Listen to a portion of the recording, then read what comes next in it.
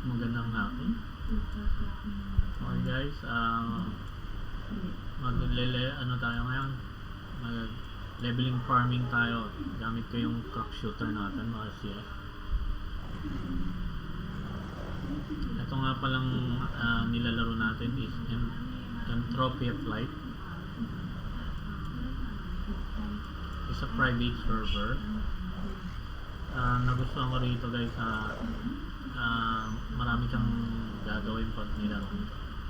So, bago ang lahat, tawag dito.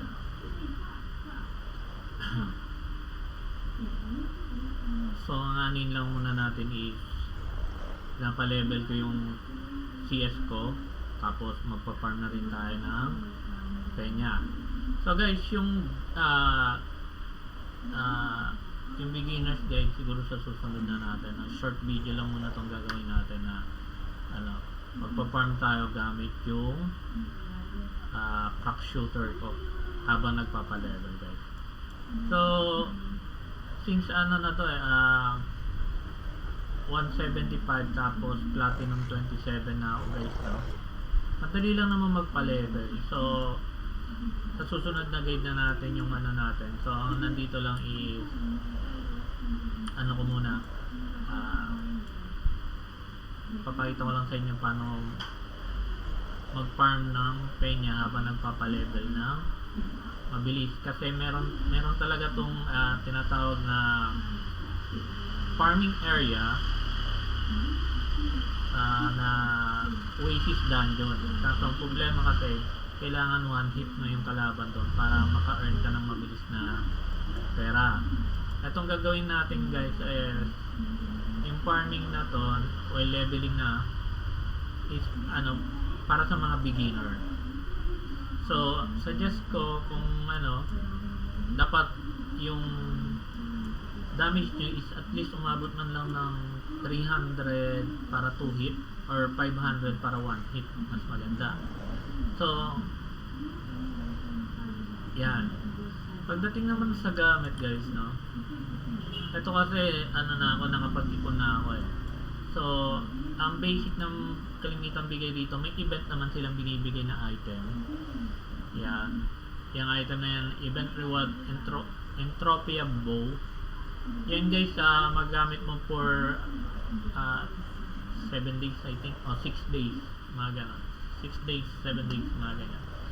Kasama ng ayan, may event reward din sila na costume. Ito yung may mga stat. Ito yung Vengeful Dragon set. So kaso ang gamit ko na ngayon is kung mapapansin nyo, no, naka Black Glorious Dragon na ako guys. So sa susunod ko na ulit yun sa sunod na guide natin kung paano gawin tong Black Dragon set ng CS. So yan, umpisa na natin guys, no, since pag nagpa-level tayo guys, so kailangan kung tingnan nyo yung since makikita nyo yung mga box, check nyo yung kung saan yung tingnan natin. First that lifesteal, okay to, maganda to lifesteal para pa nagpapa-level ka na. So penya drop rate, ano pa ba, hanapin natin yung XP boost guys. Kung makita may iba rito kasi meron dito, ayan, XP blessing, yan ang kailangan natin. Yung donate energy buff, XP plus 50%, ito yung level 175 to platinum 1 to 40. Yan guys, pag naka-active yan, so 1 to 175 guys, saglit lang magpa-level, napakabilis lang. Kung best character ang kailangan nyo for grinding, dalawa ang pinaka the best. Arcanist, kasi siya, no, dahil sa Eva Storm ba yun, basta yung skill niya na Eva plus yung Meteor para sa long range pagdating sa Arcanist. Pero kung mapatanong nyo, magugustuhin ko yung crack shooter pagdating sa pagpa-farm. Yun nga lang talaga, siyempre, kailangan mapalakas nyo siya kahit papano. So, mapapansin nyo guys, no, isang tira ko lang dito. One hit siya. Yan ang maganda rito.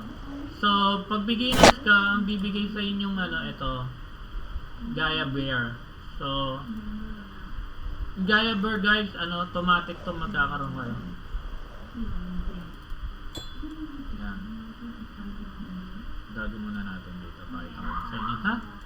So, si Gaia Bear, ayan. Ay, tayo ng konti. Gaia Bear. Pakita ka. Ayan. Yan si Gaia Bear, guys. Ito yung unang looter pet na bigay sa inyo. Transferable to. Kaso syempre, every new account guys, magkakaroon kayo ng Gaia Bear na looter pet. So, hindi nyo na kailangan mag-transfer pa.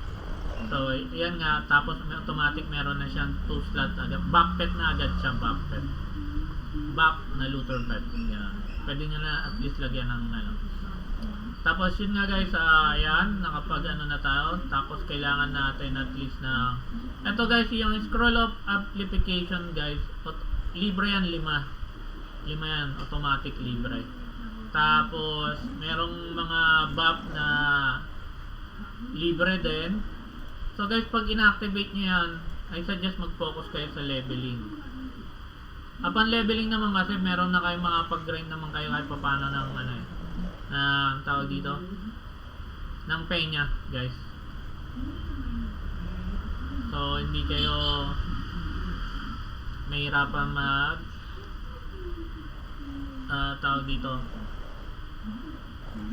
mag-ipon kahit paano. Malaki pa naman bigay. Pero syempre, pag habang tumataas ka na,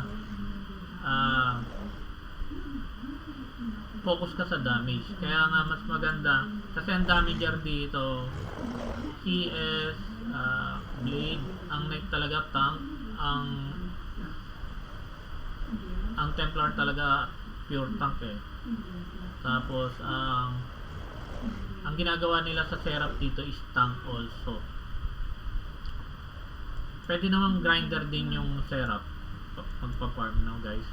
So ito na nga, tanggalin na muna natin kasi nabigyan ako ng may tumulong sa akin, kaya meron akong medyo maayos na backpet guys, backpet. So simulan na natin guys, no, kung gaano. So alisin, meron na akong 220 rito, nakapag-ipon na ako. So alisin muna natin yan.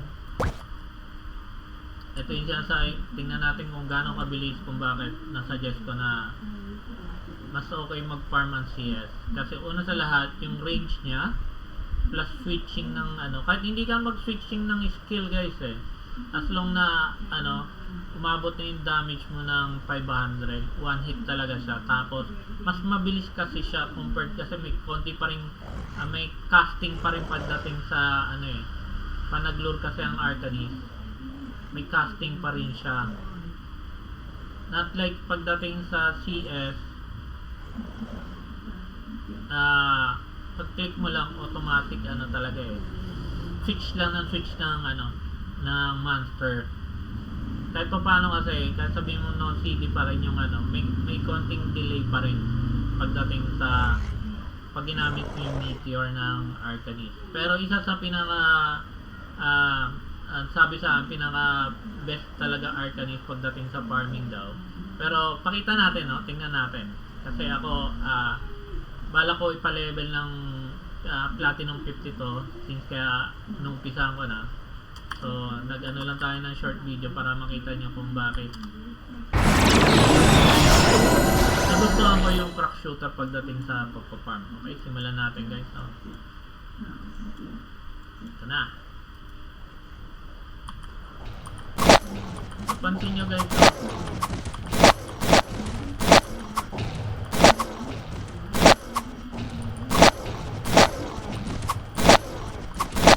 Ay, nga pala guys, nakalimutan ko, fresh J muna tayo. Kung mapapansin nyo yung loot ko na nagpa-pop up dito sa monitor natin. Kasi gumamit ako ng Asan siya? Ayun. Gumamit ako ng scroll scroll of instant loot ng 12 hours guys. Makukuha mo to sa both system sa website nila. So pag gawa mo ng account, automatic pag login mo, pwede ka nang mag-vote. 3 beses sa isang araw pwede mag-vote, kaso may ginagawa sila para ma-achieve mo yung 3 vote na yun. Kasi ako, once a day lang ako nakakapag-vote. Pag sinubukan ko ulit mag-vote na same ayaw niya na talaga. So hindi ko alam kung may in-advise sa akin na gagawin ako, kaso hindi ko pa ginagawa.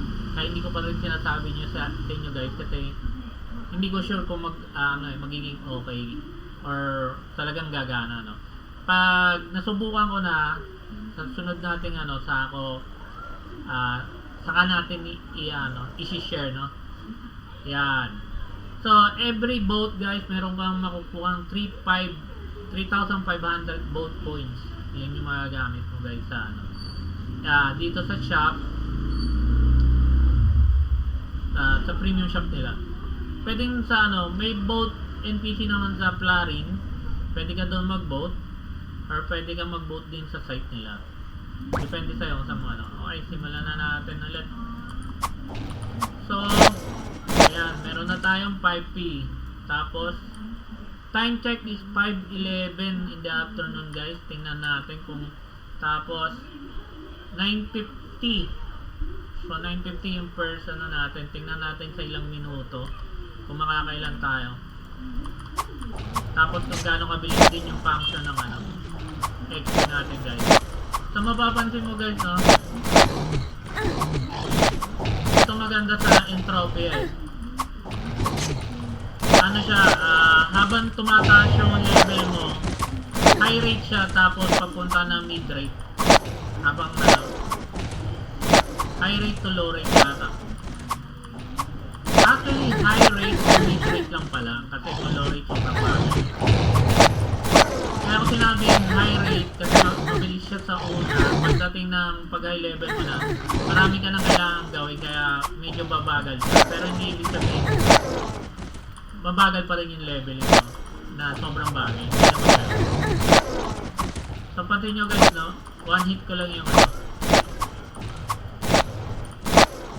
so nagkaroon na tayo ng 10p agad, kasi meron na tayo itong 5p, no. So ang kinagandahan dito guys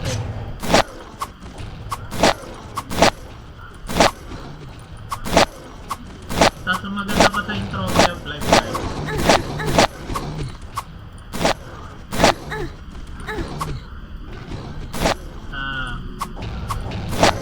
Yung mga quest system na hindi na natin ginagawa sa iba, magagawa mo sa may function pa rin yung quest system dito.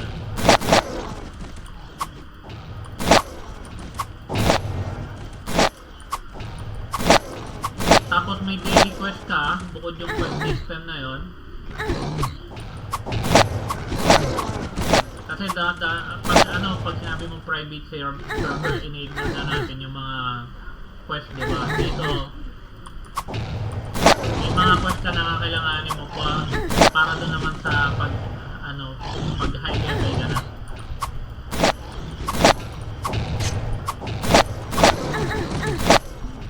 Kasi meron dalawang rito pagdating mo ng platinum 50, may alternate siya na P50 Royal Zero. So pwede kang magpa-Royal Zero kung meron Royal, kung meron ka ng tinatawag na sa susunod na guide natin kung napag-aralan ko na yung Soul River guys. May mga video ko nakita, kaso hindi ko siya intindihan ko siya, pero hindi ko siya ma-elaborate sa inyo guys kung kasi upgrading sila ng Soul River. Wala pa akong nakita na yung weapon ng Soul River paano gawin. So malay nyo magawa ko, maglalabas din tayo ng guys. So guys, nakita nyo meron na akong nakakuha na tayo ng 50-50 sa ilang minuto lang. Kaya sinabi ko na para sa akin mas okay na mag-farm ang CS. Kasi kita nyo, yung long range niya kasi guys, tapos walang delay. Minsan lang talaga pag ano, may nakakalusot na ilang monster, pag hindi siya nag-crit or ano, mas mababa ng 500 yung damage ko. Minsan kasi pag pop up ano, parang nag-miss ako, ganun.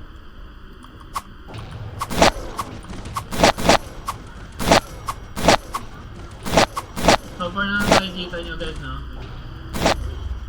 Tapos dito pure dex ako. Ginawa ko lang, di ko ma plus 20 kasi naubusan na ako eh. So pag nag ano rito, siguro sunod na guide na rin natin. Pero yan ako na rin sa inyo na pag nag plus 10 ka rito, ang gagamitin mo lang yung normal na Shining Oracle kung saka tawag dito, yung protect, yun, yung dilaw na protect pang ng weapon. Ngayon pag plus 11 na, gagamit ka na ng tinatawag na yung protect, yung ultra, saka pati ng ayan, ultra sandstone kung tawagin nila para sa weapon guys. Yan ang gagamitin nyo, plus 11 to plus 20. Naubusan ako guys eh. Pwede bilhin sa tao yon. May drop naman sa monster kasi hindi ganun marami. Hindi palagi. May drop naman siya, so kailangan mo lang mag-ipon. Pero suggest ko, mag-farm na lang kayo ng penya, makaipon kayo ng piring, bili na lang kayo ng ano. Or meron sa, hindi ko maalala kung meron sa PC, hindi ko na-check. Tapos pinakamalaga rito, makaipon kayo ng marami ng ito guys. Ang tawag rito ay yan. Yung Entropia chip, kasi kailangan nyo makaipon ng Entropia chip per rin. Magiging per rin siya eh. Every 1k guys na chip, katumbas niyang ano, 1 per rin. 1 per rin yan. Entropia, ECP kung tawagin. Chip per rin.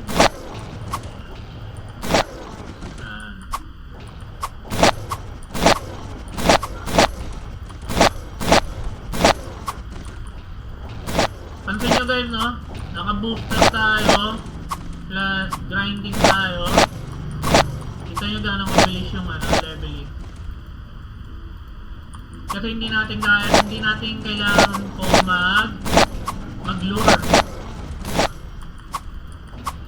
Yun ang maganda dito eh. Fast kill, plus XP, plus ano,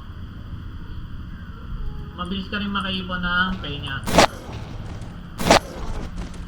Huwag lang ako abutan na maglago yung ano, internet ko. Kasi pag naulan eh, bigla na lang. Tapos pag ano na siya, tawag dito, peak hour, ang dami na naglalaro ng Entropia.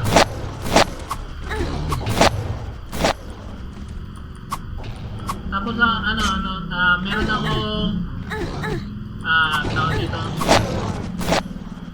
meron akong 3 collector para dito guys. Kaya saan ba yun? Yan, ito. Yan, yung Pride of Victory, Apprentice to Warrior, Apprentice of Peace, Magician, nakukuha yan sa collecting area guys. Tapos may libre ka ng collector, yung collector weapon kumbaga.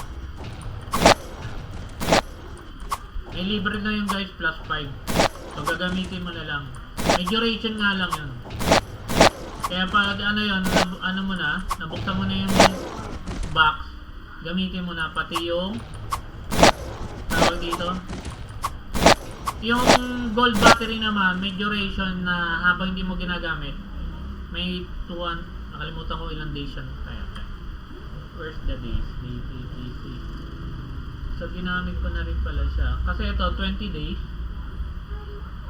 10 days to ang duration ng mismo ano, pag ginamit mo na is 20 days. Pag hindi mo siya ginagamit, lilipas yung araw para bago siya ma-expire. Bukod pa yung duration niya pag ginamit mo. Magkaiba yung guys na.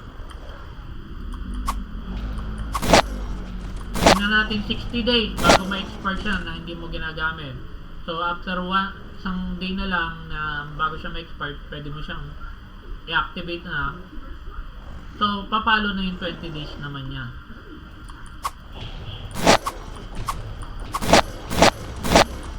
Ayun, so hindi natin napansin agad doon na tawag dito. Yan. 99 point max na pala yung XP natin. Tapos guys, meron kayong libreng 30 scroll of platinum. Libre yon. Saka dalawang scroll of platinum 41 to 50. Tapos 30 pieces na platinum 1 to 40 na scroll. So yung 31 to 40 guys, kailangan nyo makaipon ng maraming penya kasi parang 25 per rin. So pumapalo ng 2.5 bid lahat ang isa. Madali naman mag rito ng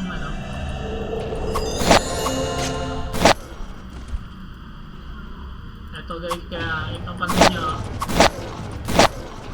So ngayon gamitin na natin.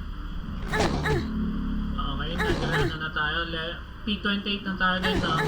Tapos i-designate ko guys na inap mo na yung platinum mo, kailangan mo nang pumunta sa P28 na monster kasi hindi ka nale-level dito. Kumbaga dito grinding na lang, wala na siyang bibigay na XP guys. Tapos ang magandang area para sa beginners farming is Asria, Trasea. Pero kung may Dark Trasea naman, kung one hit, kaya nyo na i-one hit. Yan. Pero for beginners ka talaga, Asria muna. Yun yung masasabi ko. Pero pag kaya nyo na, mas maganda sa Trasea, doon sa lugar ng level 26, yung isang doon na mga turtle. Kasi small area lang siya ng island, pero mabilis yung respawn ng ng monster. Tapos kung gamit mo pa is crack shooter, one hit ka, hindi mo kailangan maglure, di ba? May pag-ikot mo, ito na, respawn na naman sila ulit eh. Yun yung maganda rito. So, lipat na tayo guys sa P29. Ito maganda dito guys eh. So, Entropia, Trasea. So, 28 na Trasea. Oo nga pala guys, etong area na to, pansin nyo, no? Dito yung ano bang start ko? 23? Para mag-guide ko kayo, no? Trasea. So guys, dito 23, 24, 25,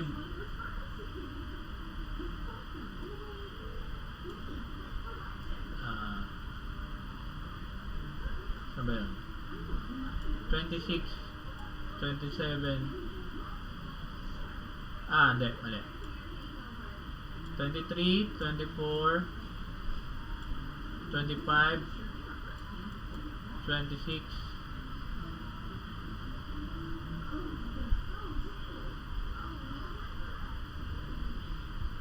tapos 27, sa 28 yung dulong-dulo. Tingnan natin, daanan natin. Sigurado, nalito ako. Okay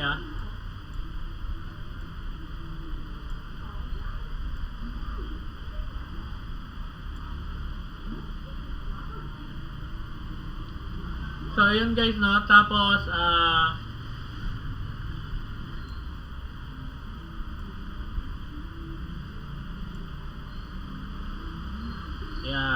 Ayan, 25 oh. So, tama tayo, 25. Tapos, 26, 27 yan. Tapos, dito yung 28. So, para yung mga gusto mag-farm dito bukod sa leveling guys. Ganun yung leveling. Pero kung magpa-farm kayo, hindi nyo na kailangan isipin kung alamin nyo na lang kung saan yung gusto ng spot. So, ito na yung 28. Ito yung last part dito guys. For 23 to P23 to P28 leveling guys.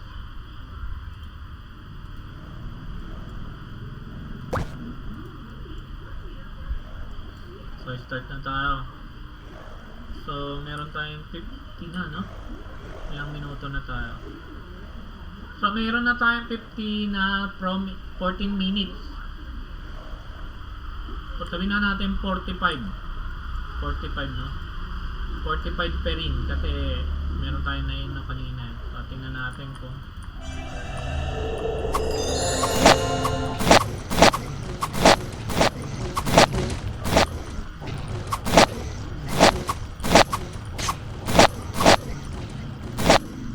Sasa maganda pa dito guys, no? Pag nagpapa-level kayo, kailangan nyo ng jumper para couple nyo. Plus, yung pool party guys, kahit hindi siya pool, meron tayong tinatawag na sa party ito. Bukod yung ayan. Unlimited number of party points and the party skill work party were full. Yan.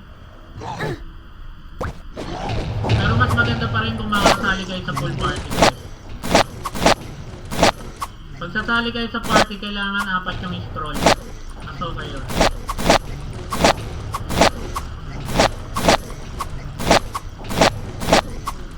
Kasi nyo guys, gano'ng mabilis.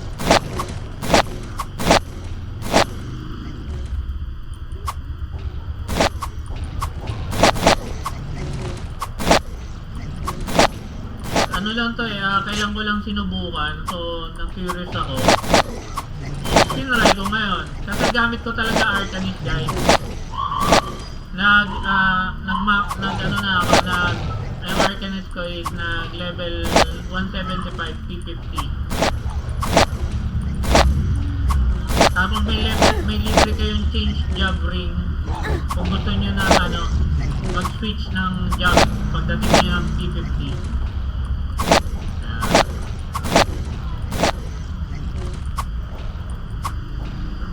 Ayun, nag-miss ako.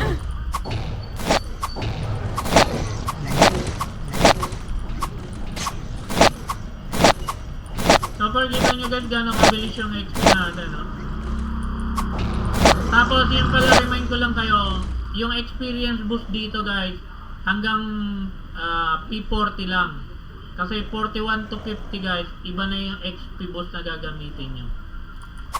Hindi na, kumbaga ito, nasan yung kanina. Where's that? 50 XP boost, XP boost. Ito, na to, online to. Alam ko, pasok pa rin yung XP 50 na yan hindi na pasok ko dyan is ayan. Yung Infinity Power, yung XP nya is 50. So, XP 41 to 50 na plus 25.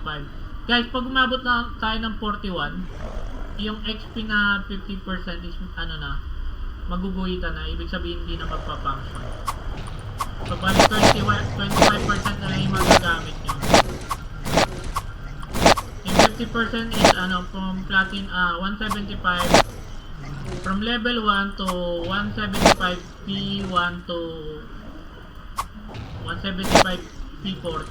Yan. Sarap na ito guys, oh. Ang mahalaga guys, pag 1 hit nyo, kahit hindi naman kaya pa 1 hit, 2 hit, okay na rin. Pero mas maganda talaga pag pag hindi nyo kaya i-1 hit kayo, mas maganda i-lure nyo siya. Kasi mas mabilis pa rin mag-lure ng kasi yung switching nya.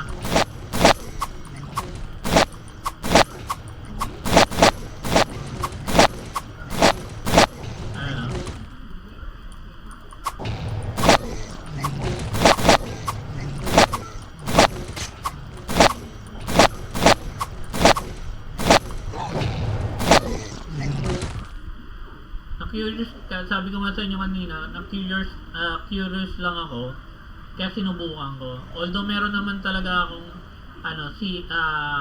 acrobat, hindi ko pa pinapa-level. Sinubukan ko tuloy. Sabi ko matry lang. Since naman ako. Nakapag-platinum 50 naman na ako ng Arcanist. Ginawa ko siyang Templar para may tank ako. Kaso syempre, hindi siya kagaya ng ibang Templar sa ibang yung nakasanayan natin. Kaya sumubok ako ngayon ng tinry ko. So guys, itong Shiny Entropia Platinum Earring guys, plus 20 siya. Pagdating mo ng Platinum 50 guys, regalo or gift. Ito yung benefit na makukuha mo. Meron pa ring Entropia Platinum Set, accessory naman na hindi siya shiny. Pagdating mo ng P20, makukuha mo naman siya. Tradable guys tradable yun kahit naka-box. Yung accessory guys, tradable.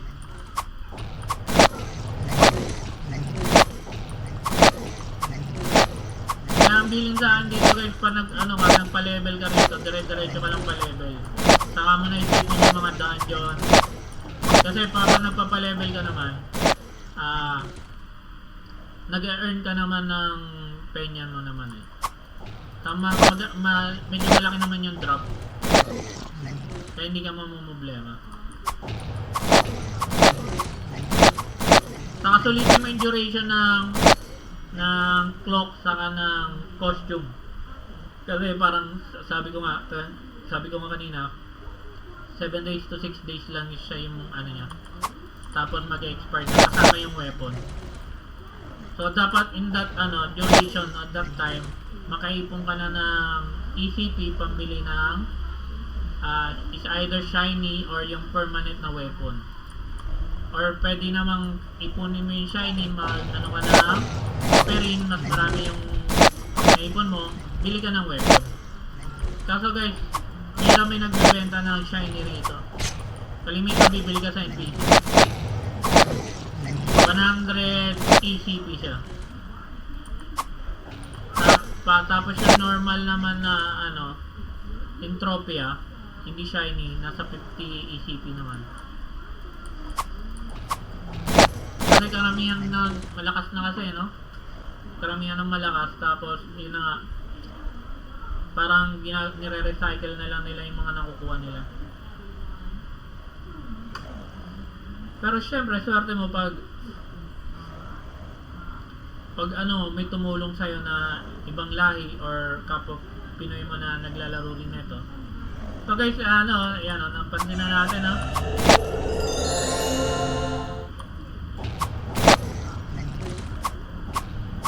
since one hit na siya, sayang lang din pag inantay mo kasi pag tira mo ganyan tapos ang ginagawa ko dito, F1 kung saan nakalagay yung auto attack ko na icon plus escape.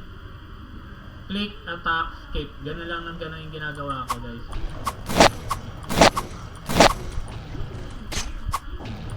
Nag-miss ako.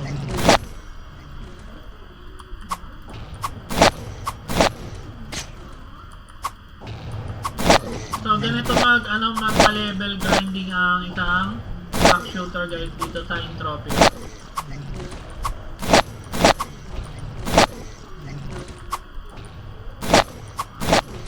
So guys, kung nagustuhan niyo itong short video natin for leveling farming guide na gamit yung CS ko, crack shooter guys, naka-input naman dyan yung YT channel ko guys. Sa mga gustong please subscribe guys. Kung may comment kayo, mag-leave na lang kayo sa comment box natin guys.